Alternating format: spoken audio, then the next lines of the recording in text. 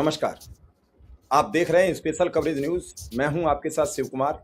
मेरे साथ हैं वरिष्ठ पत्रकार आदरणीय डॉक्टर राकेश पाठक सर। स्वागत और अभिनंदन। आज यानी कल जो देश में हुआ वो सबने देखा।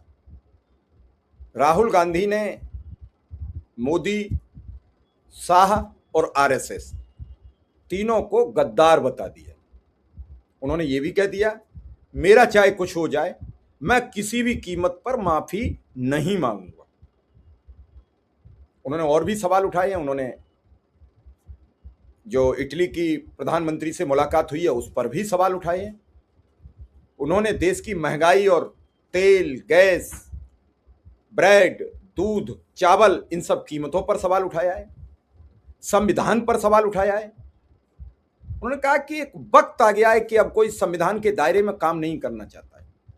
उन्होंने ये भी कहा कि मौजूदा परिस्थितियों में हम खुद को कैसे बचाएं, मौजूदा परिस्थितियों में देश को कैसे बचाएं, उस गांव के गरीब को कैसे बचाएं जो 5 किलो अनाज पर अपना जीवन बसर करने के लिए मजबूर कर दिया है और आने वाले दौर में उसे राशन मिलेगा कि नहीं मिलेगा इसकी जांच शुरू हो गई है। 3.5-4 करोड़ों लोगों को, किसानों को 2,000 रुपया हर तिमाही देने वाली मोदी सरकार अब 1 करोड़ पे ले आई है। न किसान सम्मान है, न किसान का कोई निधि है। तो ये देश सिर्फ इस बात पर चल रहा है कि चुनाव आओ तभी एक अमुक धनराशि आपके अकाउंट में क्रेडिट कर दी जाए और आप एक ऐसी सरकार चुन लो जो 4 वर्ष 11 महीना 29 दिन आपकी फिक्र न करे और फिर एक 30वें दिन, 5 वर्ष में 30वें दिन आकर एक फिर किस्त थोड़ी मोड़ी 2,000, 5,000, 10,000, 15,000 आपके अकाउंट में ट्रांसफर कर दे और 5 साल आपके अधिकारों का दोहन करे। राकेश सर, आज का ये वीडियो सुनकर भाजपा, आरएसएस हड़कंप मच गया है। पूरा भाजपा की ट्रोल आर्मी और वो भाजपा समर्थित पत्रकार, ये लग रहा है कि इन्हें गद्दार बोल दिया। देखिए शिव कुमार, राहुल गांधी अब जिन तेवरों में बोल रहे हैं वो सीधे नरेंद्र मोदी और अमित शाह के साथ आर पार की लड़ाई है। उनका पहला टारगेट तो ये है कि नरेंद्र मोदी की जो छवि बनी हुई है, अपराजय छवि, उनसे लोग डरें, इस तरह की छवि, उस सबको वे पूरी तरीके से चकनाचूर करने पर आमादा है। राहुल गांधी ने जो कुछ कहा है उसका बिंदुवार हम विश्लेषण कर लेते हैं। सबसे पहली बात तो राहुल गांधी ने जो नरेंद्र मोदी और अमित शाह के लिए कहा है वो बीजेपी को बहुत नागवार गुजर रहा है। जाहिर है किसी को भी पहली बार सुनकर लगेगा कि ऐसा क्या कह दिया राहुल गांधी ने। तो राहुल गांधी ने जो कुछ कहा है कि हम चाहेंगे पहले हमारे दर्शक सुन लें कि उन्होंने किस तरह ये कहा है कि जो संविधान के खिलाफ काम कर रहे हैं, जो संविधान के गद्दार हैं, वे असल में गद्दार हैं। तो हम चंद सेकंड का ये वीडियो अपने दर्शकों को पहले सुनवा दें, फिर इसकी व्याख्या करेंगे। जब ये आरएसएस से कार्यकर्ता आपके सामने आएंगे, नरेंद्र मोदी की बात करेंगे, अमित शाह की बात करेंगे, उनसे आप सामने उनको कहो कि आपका प्रधानमंत्री गद्दार है, आपका होम मिनिस्टर गद्दार है, आपका संगठन गद्दार है, आपने हिंदुस्तान को बेचने का काम किया है, आपने हमारे संगठन, आपने हमारे संविधान पर आक्रमण किया है, आपने अंबेडकर जी पर आक्रमण किया है, आपने वीरापासी जी पर आक्रमण किया है, आपने गांधी जी पर आक्रमण किया है। खुल के उनसे कहिए। तो हमारे दर्शकों ने सुन लिया कि राहुल गांधी क्या कह रहे हैं। राहुल गांधी अब जो कुछ कह रहे हैं इस देश की जनता को गौर से सुनना चाहिए। गद्दार शब्द निश्चित तौर पर असुविधाजनक है, बहुत से लोगों को पीड़ा हुई है। पूरी भारतीय जनता पार्टी, उनके राष्ट्रीय अध्यक्ष, केंद्रीय मंत्रिमंडल, सारे प्रदेशों के मुख्यमंत्री टूट पड़े हैं। हम उन्हें जरा सा याद दिलाना चाहते हैं कि पिछले 70 सालों से पंडित जवाहरलाल नेहरू से लेकर राहुल गांधी तक सबको देशद्रोही और गद्दार आप बता रहे थे। आपकी पार्टी के सांसदों ने, मंत्रियों ने राहुल गांधी, नेहरू से लेकर राहुल गांधी तक को गद्दार कहा है।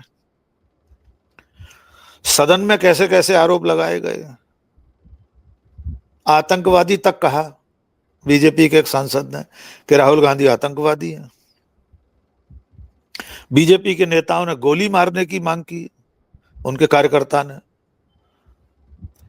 तो अगर आपने तब अंकुश लगाया होता अपनी जुबान पर, अपने नेताओं पर, कि विपक्ष के नेता को गद्दार कहना उचित नहीं है, तब आपकी आज की आपत्ति स्वीकार्य थी। लेकिन जब तक आप नेहरू से लेकर राहुल गांधी तक सबको गद्दार बता रहे थे, तब तक सब कुछ सही था। और अब राहुल गांधी ने जो कहा है वो संविधान के गद्दार कहा है। हमारे दर्शकों ने सुन लिया, जो लोग संविधान के साथ गद्दारी कर रहे हैं। अब ये भी समझ लीजिए कि संविधान के साथ गद्दारी क्या क्या है। संविधान के साथ सबसे बड़ी गद्दारी है देश के नागरिकों में धर्म के आधार पर भेद करना, विभाजनकारी राजनीति करना, चुनाव में हिंदू मुसलमान के नाम पर वोट मांगना और एक पूरी की पूरी 20 करोड़ की आबादी को दोयम दर्जे का नागरिक बना देना। ये संविधान के साथ गद्दारी है। संविधान के साथ गद्दारी ये है कि चुनी हुई सरकारों को आप आधी रात को गिरा दें, दल बदल के कानून को बलाए ताक रख दें, अल सुबह राजभवनों का उपयोग करके अपनी मर्जी का मुख्यमंत्री बिठा दें। यह संविधान के साथ गद्दारी ही है। इसलिए अगर राहुल गांधी ये कह रहे हैं कि मोदी शाह ने संविधान के साथ गद्दारी की है, तो इस पर देश के लोगों को विचार जरूर करना चाहिए। आने वाले दिनों में ये लड़ाई और बढ़ने वाली है, क्योंकि राहुल गांधी ने इस सारे आरोप के बाद असली जिस मुद्दे पर बात की है, हम चाहेंगे अगले चरण में हम पहले वो वीडियो सुनवा दें कि राहुल गांधी ने कहा कि वहां आप मेलोनी को मेलोडी बांट रहे हैं, यहां देश में लोग कतार में लगे हैं, पेट्रोल नहीं मिल रहा, डीजल नहीं मिल रहा है, तेल नहीं है। आइए पहले राहुल गांधी का ये भाषण और उसका टुकड़ा भी सुन लीजिए। आज मोदी जी का वीडियो देखा नहीं देखा? देखा? व्हाट्सएप यूनिवर्सिटी वालों ने देखा? रील बनाई है हिंदुस्तान के प्रधानमंत्री इटली के प्रधानमंत्री को, मेलोनी को मेलोडी टॉफी दिए हैं। इटली जाने से पहले, मेलोनी जी से मिलने से पहले उन्होंने हिंदुस्तान से कहा कि देखो आर्थिक तूफान आ रहा है, कम पेट्रोल का प्रयोग करो, सोना मत खरीदो, इलेक्ट्रिक गाड़ी खरीदो और विदेश में दौरा मत करो। और फिर उसी के एक दिन बाद 3-4 हजार करोड़ रुपए के हवाई जहाज में नरेंद्र मोदी घुसे, इटली की ओर गए, जेब में टॉफी ले गए और वहां की प्राइम मिनिस्टर को उन्होंने मेलोडी टॉफी खिलाई। तो अब बताइए, राहुल गांधी जिन सवालों पर बात कर रहे हैं, जिन मुद्दों की बात उठा रहे हैं, क्या वे सचमुच में देश के मुद्दे नहीं है? विपक्ष के नेता का फर्ज नहीं है कि वो सरकार से, प्रधानमंत्री से पूछे कि आप विदेश में सैर कर रहे हैं, जरा देश की तरफ भी नजर डाल दीजिए। और यहां आप संकट में छोड़कर गए हैं देश को। ऐसा भी नहीं है कि सब अच्छे दिन हैं, घर में सब भरा पूरा भंडार है, रसोई में पूरा अनाज भरा हुआ है, तेल, पेट्रोल, डीजल कोई कमी नहीं है, मोटरसाइकिल में तेल भरा है। तब घर का मुखिया अगर सैर करने के लिए कहीं निकल गया तो कोई बात नहीं है, लेकिन घर वाले दाने दाने को मोहताज है। पेट्रोल डीजल भरवाने के लिए रात रात भर पेट्रोल पंपों पर मच्छरदानी लगाकर सो रहे। लोगों को अपने रोजगार को छोड़कर गांव वापस जाना पड़ रहा है, पलायन शुरू हो चुका है। ऐसे में आप विदेशों की सैर कर रहे हैं, तथा कथित सम्मान बटोरते हुए, अपने गले में तमगे डालते हुए लौट रहे, हाथ हिलाते हुए। तो राहुल गांधी ने क्या गलत कहा है? वे यही तो कह रहे हैं कि आप मेलोडी बांटो, कोई दिक्कत नहीं है, चॉकलेट, लेकिन जल्दी लौट कर आओ और देखो कि देश में क्या हालत है, तबाही आने वाली है। राहुल गांधी कह रहे हैं कि मैं तो 3 महीनों से कह रहा हूं, 1 साल से कह रहा हूं कि देश की आर्थिक दशा खराब है और ये सज्जन माफी मांगेंगे। मैं कभी माफी नहीं मांगूंगा। तो कब तक विपक्ष के नेता जिन सवालों को उठा रहे हैं उस पर सरकार ध्यान नहीं देगी और जनता भी कब तक नहीं सुनेगी? ये सवाल तो उसके हैं। मेलोडी जॉर्जियो मेलोनी को चॉकलेट देने से अगर जनता का पेट भरता हो, जनता की रसोई में खान पान की सामग्री आती हो, तो हमें ऐसी चॉकलेट पर भी ऐतराज नहीं है। लेकिन हासिल क्या हुआ इटली से? तमाम समझौतों की फहरिस्त अभी साझा की है रणधीर जायसवाल ने, विदेश मंत्रालय के प्रवक्ता ने। होते हैं ऐसे समझौते, द्विपक्षीय समझौते 2 देशों के बीच में, स्वागत है, बहुत अच्छी बात है। लेकिन आप यहां बचत का, किफायत का उपदेश दें और 5 देशों की यात्रा करें, हजारों करोड़ का डीजल पेट्रोल फूंक दें, ये तो नहीं चलेगा मोदी जी। तब तो राहुल गांधी को हक है कि वो सवाल करें। हाँ, उस सवालों में, आपको उन सवालों में कोई चीज आपत्तिजनक लगती है, आप कानून का दरवाजा खटखटाइए, मानहानि का मुकदमा कीजिए, जेल भेज दीजिए राहुल गांधी को अगर उनके भाषण में कुछ आपत्तिजनक है। जी शिव कुमार। सर, उनका वीडियो जो माफी को लेकर बोला है वो भी दर्शकों को सुनवा देना चाहिए ताकि दर्शक उसे भी सुन लें कि आखिर उन्होंने क्या कहा कि हम माफी नहीं मांगेंगे। सुन लीजिए ये भी। आरएसएस के लोग सुन लो, आपने कहा कि मुझे माफी मांगनी चाहिए, मैं कभी माफी नहीं मांगूंगा, फिर बोलूंगा। अमित शाह और नरेंद्र मोदी गद्दार हैं क्योंकि उन्होंने कॉन्स्टिट्यूशन पर आक्रमण किया है।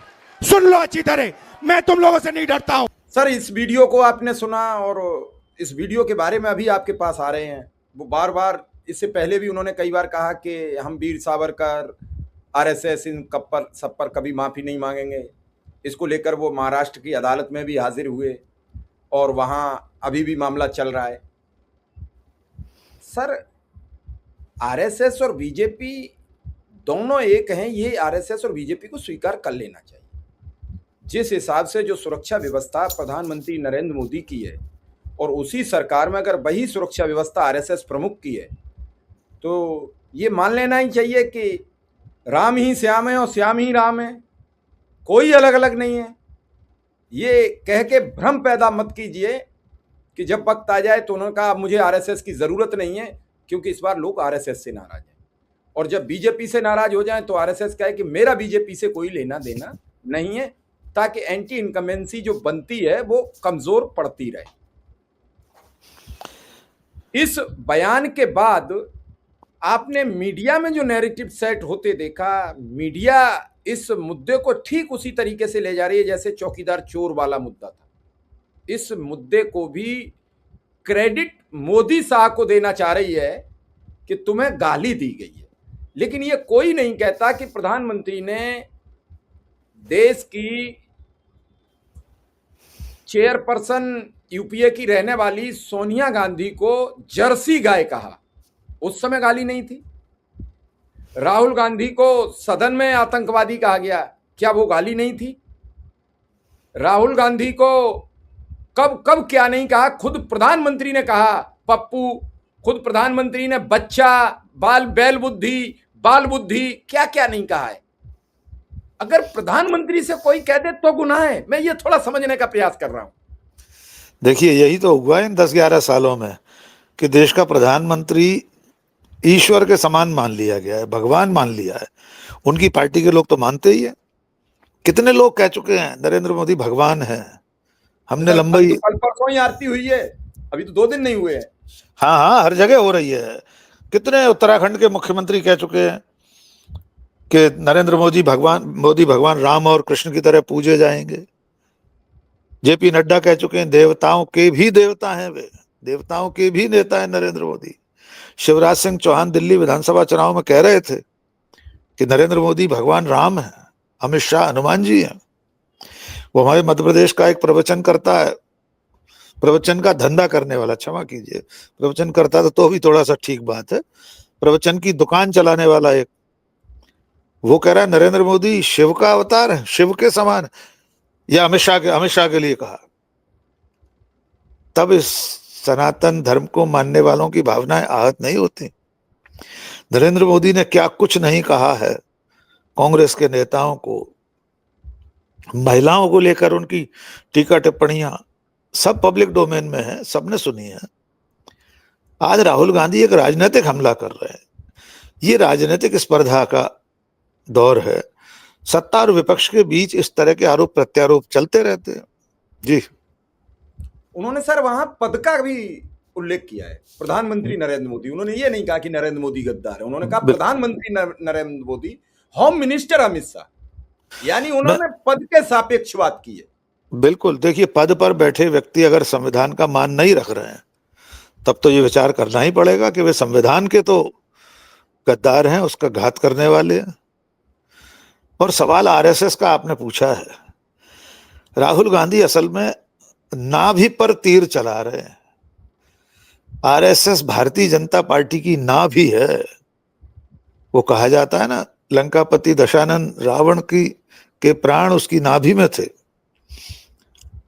राहुल गांधी अच्छी तरह जानते हैं कि संघ और उसकी विचारधारा पर हमला किए बिना इस लड़ाई को नहीं जीता जा सकता।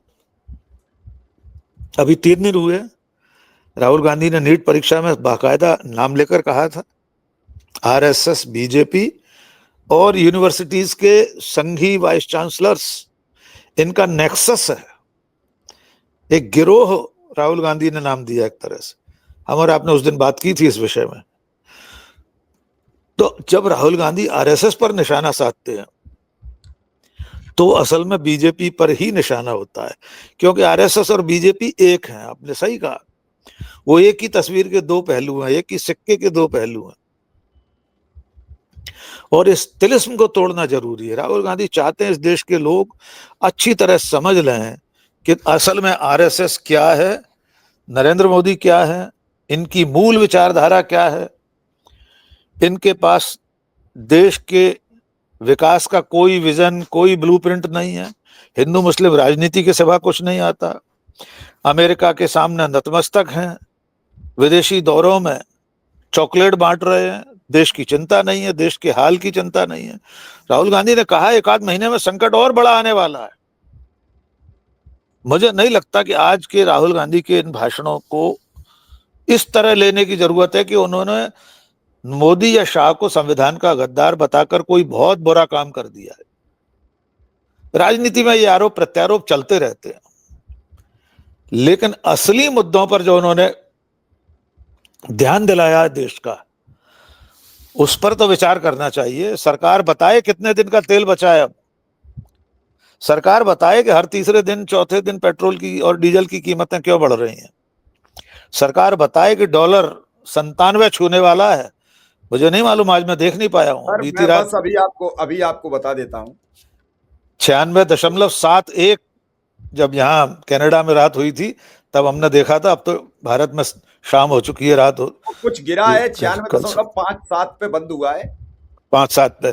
तो बीती रात 96.71 तक पहुंचा था। ये चलता रह रहा है, लेकिन हम और आपने कल बात की थी, ये 100 का आंकड़ा कितनी जल्दी छू लेगा। अब तो इस पर 96 तक का गया है सर, हाईएस्ट 96-90 तक का आंकड़ा। हाँ, तो वो मैं नहीं देख पाया था। तो सवाल ये है कि नरेंद्र मोदी जो रुपए के गिरने पर तत्कालीन प्रधानमंत्री को कोसते थे, अब क्यों नहीं बोल रहे हैं?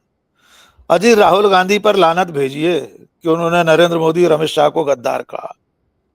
उन पर मुकदमा दर्ज कर दीजिए, जितने केस हो सकते हैं सब कर दीजिए, लेकिन ये तो बताइए $1 97 का क्यों होने वाला है? ये तो बताइए कि सस्ती दरों पर लिया गया तेल धन्ना सेठों ने दुनिया के बाजार में बेचकर 50,000 करोड़ रुपए कैसे कमा लिए, और अब इसकी मार जनता के ऊपर क्यों आ रही है? जब सस्ता मिल रहा था तो उसका नफा सेठों की जेब में, और जब सस्ता मिलना बंद हो गया तो उसका नुकसान जनता सहेगी। मीठा मीठा गप, कड़वा कड़वा थू। तो नरेंद्र मोदी को इन सारे सवालों के जवाब आज नहीं कल देना पड़ेंगे। जनता कितने दिन आखिर इन सवालों के जवाब नहीं चाहेगी? कोई कॉकरोच जनता पार्टी, कोई और परजीवी जनता पार्टी, कोई केंचुआ जनता पार्टी, कोई झिंगुर जनता पार्टी बन जाएगी, तो कल को वो भी तो सवाल पत्रकार पूछेगी। जनता पार्टी भी तो बनानी चाहिए। पत्रकार जनता पार्टी तो स्थायी रूप से बनी हुई है, पर वो पत्रकार जनता पार्टी नहीं है, वो पत्रकार भारतीय जनता पार्टी है, उसका नाम है पत्रकार बीजेपी। उसकी ठकुर सुहाती में, उसके प्रधानमंत्री की ठकुर सुहाती में देख रहे हैं आप मुख्य धारा का मीडिया कैसे नैरेटिव चला रहा है। पहले नॉर्वे की पत्रकार के सवाल पूछने पर, और अब मेलोडी पर, और अब राहुल गांधी के सवाल पर। एंकरनिया मेलोडी लेकर स्टूडियो में कथक कर रही हैं, कर रहे हैं। अरे देश की चिंता का सबब मेलोडी नहीं है, या गरीब के घर के बच्चे को मेलोडी तो छोड़िए, 2 वक्त का निवाला नहीं मिल रहा है। 80 करोड़ लोगों के घरों में जब 5 किलो सरकारी अनाज जाता है तो उसके साथ मेलोडी नहीं जाती है, उसके साथ पार्ले जी का एक बिस्किट भी नहीं जाता है। और मूर्खता का चरम देखिए कि मोदी के भक्तों ने, या जिन लोगों ने भी मेलोडी चॉकलेट को पार्ले कंपनी का समझकर उसका बाजार उठा दिया, 5% ऊपर पहुंचा दिया, फिर होश आया कि अरे ये तो दूसरी कंपनी का है। इतनी साधारण सी चीज नहीं चेक की, सोशल मीडिया पर गूगल कर लेते, ग्रोग देवता से पूछ लेते कि भैया मेलोडी की कौन सी कंपनी है। तो असल मुद्दा मेलोडी नहीं है, असल मुद्दा है जनता की भूख, जनता की जरूरतें, उसके रोजमर्रा के कामकाज, उसकी नौकरी, जीवन जीने के उसके अधिकार की रक्षा, शिक्षा, स्वास्थ्य, रोजगार, खान पान, पहनावा, इस सब की आजादी। और सरकार की जो जिम्मेदारी है वो सब सरकार पूरी करे, मुद्दा ये है। हमारे लिए एक पल के लिए भी मुद्दा नहीं है मेलोडी। जी शिव कुमार सर, एक छोटी सी टिप्पणी मांगूंगा, फिर चूंकि समय हो रहा है। क्या हमारी कूटनीति, विदेश नीति इस पैकेट पर आकर टिक गई कि हमारा 145 करोड़ लोगों का नेतृत्व करने वाला नेतृत्वकर्ता किसी राष्ट्राध्यक्ष को एक टॉफी का पैकेट गिफ्ट करे? क्या हमारी कूटनीति यहां तक लटक गई? हम ऐसे ही कल कोई राष्ट्राध्यक्ष का नाम मान लीजिए अमरूद सिंह हो गया, तो क्या हम अमरूद की पेटी लेकर जाएंगे? कल किसी राष्ट्राध्यक्ष का नाम आ गया सेब थॉमस, तो क्या हम सेब की पेटी लेकर जाएंगे? मैं थोड़ा सा समझने का, इसलिए मैं थोड़ा कम पढ़ा लिखा व्यक्ति हूं, तो थोड़ा समझने का प्रयास कर रहा हूं। ये क्या मजाक बना दिया विदेश नीति, कूटनीति, सब कुछ जो चाहे सो करो, अल्लंघन। देखिए विदेश नीति में बहुत छोटे छोटे तौर तरीके होते हैं, पर वे उस स्तर के होते हैं कि उनका माहौल न बने। स्टेट्समैनशिप होती है, गरिमामय राजनय। प्रधानमंत्री की अपनी एक गरिमा है, पद की गरिमा है, देश की एक गरिमा है। आप बच्चों की तरह टॉफी खेलते हुए रील नहीं बना सकते। आप इस तरह साइट सीन करते हुए पता नहीं कहां खड़े होकर प्री वेडिंग शूट जैसे तस्वीरें खिंचाकर विदेश नीति नहीं चला सकते। विदेश नीति की पहली शर्त है देश का हित। विदेश नीति की शर्त है दुनिया के तमाम दूसरे देशों के साथ एक संतुलित, समान निकटता, समान दूरी का संबंध। विदेश नीति ये नहीं है कि आप इजराइल की गोद में जाकर बैठ जाएं। विदेश नीति ये नहीं है कि आप अमेरिका के पिट्ठू बन जाएं। और इसी विदेश नीति के बिखराव का, इसके बचकानेपन का खामियाजा देश भुगत रहा है। इसलिए मुझे आश्चर्य है कि विदेश मंत्रालय के अधिकारी, नीति नियंता, IFS ऑफिसर्स, सरकार में बैठे बैठे बड़े बड़े बुद्धिजीवी, यद्यपि सरकार के साथ जो लोग हैं वे कितने बुद्धिजीवी हैं इस पर भी सवाल हो सकता है। क्या वे इस पर विचार नहीं करते होंगे कि हमारे प्रधानमंत्री ने विदेश नीति को बच्चों का खेल बना दिया है? ये विचार तो करना पड़ेगा, आज नहीं तो कल। जी सर, 2000 से पहले जब हम हवाई यात्रा करते थे तो हवाई जहाज में भी हमें टॉफियां मिला करती थी, मिलती थी, अब बंद हो गए। उस समय हम जाते थे, तो अगर अच्छी थी तो उन्होंने क्यों बंद कर दी? मैं अच्छी थी तो उन्होंने क्यों बंद कर दी? उन्हें लगा होगा कि इस तरीके से बचकर जब दौड़ रहा, शुरुआत थी।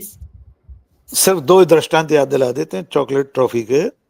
राहुल गांधी अक्सर अपनी जेब में चॉकलेट या टॉफी रखकर चलते हैं, वे छोटे बच्चों को देते हैं जो मंच पर उनसे मिलने आए। भारत जोड़ो यात्रा में कोई दौड़ता हुआ बच्चा उनसे लिपट गया, कोई छोटी बच्ची मिलने आई या किसी की गोद में कोई बच्ची है, उससे वे टॉफी देते हैं। हमने देखा था कई बार अलग अलग राज्यों में उनके काफिले के रास्ते में कोई बच्चा खड़ा है या कोई बच्ची है, उसने हाथ दिया, राहुल गांधी ने गाड़ी रोकी, अपना कांच उतार कर गाड़ी का उसको टॉफी दी, 2 मिनट बात की, हाथ मिलाया, आगे बढ़ गए। और दूसरा सबसे भावुक दृश्य आपके ही उत्तर प्रदेश से आया है। अभी 4 दिन पहले अखिलेश यादव अपने सौतेले भाई प्रतीक की मृत्यु पर उसके परिजनों के साथ थे। प्रतीक की बेटी अंतिम संस्कार स्थल पर अखिलेश यादव के बगल में बैठी थी। अखिलेश ने उसे टॉफी दी, उससे उसका रैपर नहीं खुल रहा था, अपने हाथ से रैपर खोल कर दिया। वो इतना भावुक दृश्य था कि देश के न जाने कितने लोगों की आंखें भीग गई थी। एक टॉफी देना ये, और एक टॉफी देना खिलखिलाते हुए, बिना संजीदगी के, बेहद छिछोरेपन के साथ दूसरे देश की मुखिया को चॉकलेट देना। अब दोनों दृश्यों का अंतर, तीनों का, राहुल, अखिलेश और मेलोनी, नरेंद्र मोदी, तुलना दर्शकों पर छोड़ते हैं। हम आग्रह करेंगे हमारे दर्शक कमेंट सेक्शन में जरूर कमेंट करके बताएं कि उन्हें राहुल गांधी का टॉफी देना, अखिलेश यादव का टॉफी देना और नरेंद्र मोदी का टॉफी देना और बाकायदा रील बनवाना कैसा लगा।